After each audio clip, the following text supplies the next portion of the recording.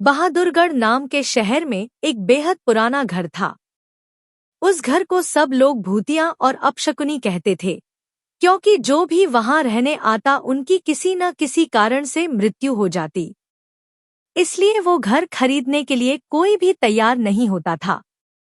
एक बार विजय नाम के शख्स ने उस घर को बहुत ही सस्ते दाम में खरीद लेता है और अपने बेटे मोनू के साथ सारा सामान लेकर वहां रहने आ जाता है। घर में शिफ्ट होने के 1 से 2 दिन में ही विजय को अपने आसपास अजीबोगरीब घटनाएं घटित होने का एहसास होने लगा। पहले तो वह इसे नजरअंदाज करता रहा, लेकिन जब उसे घर में किसी की मौजूदगी का एहसास होने लगा तो वह सतर्क हो गया। एक दिन मोनू दौड़ता हुआ विजय के पास आया और कहने लगा कि वॉशरूम में पानी अचानक बंद हो गया और उसने वहां सफेद कपड़े में औरत को देखा।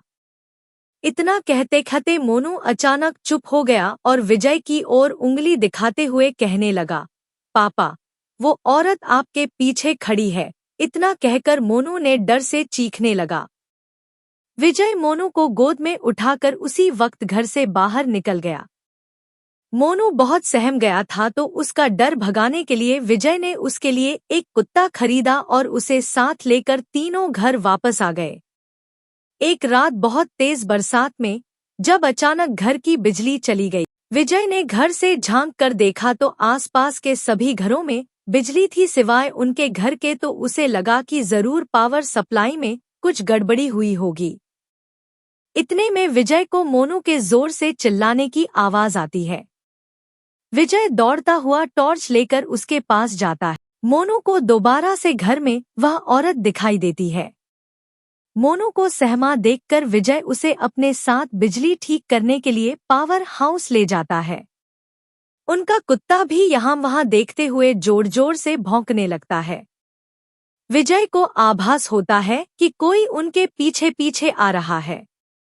पावर हाउस का दरवाजा खोलते ही विजय को सामने एक लाश दिखाई देती है। लाश देखकर मोनू भी डर के मारे चिल्लाने लगता है।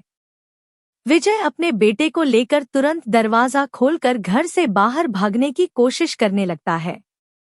घर से बाहर निकलते हुए अचानक विजय का पांव दरवाजे के पास बनी लकड़ियों की सीढ़ियों में फंस जाता और बहुत कोशिश करने पर भी वह पांव बाहर नहीं निकाल पाता। मोनू अपने पापा को बाहर खींचने की कोशिश करता है, लेकिन काफी प्रयास करने पर भी वह विजय को बाहर नहीं निकाल पाता।